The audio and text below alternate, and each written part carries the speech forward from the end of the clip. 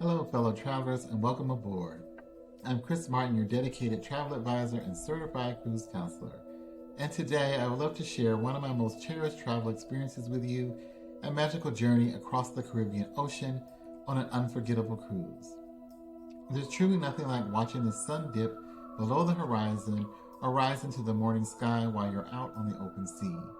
Moments like these make ocean cruising an absolutely transcendent experience.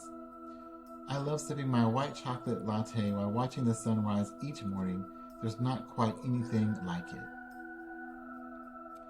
On board a ship that feels more like a floating resort where you'll only need to unpack once, the real luxury is in the simplicity, the ease of having everything at your fingertips, and the anticipation of waking up in a new destination each day. Each stop brings its own flavor, its own unique culture, from the vibrant rhythms of a Caribbean dance to the tantalizing spices of local cuisine. Each day is a new adventure, a new opportunity to create memories that will last you a lifetime. And for someone like me, whether it's traveling solo or leading a group trip or exploring with friends, it's these shared moments and collective experiences that truly enrich our lives.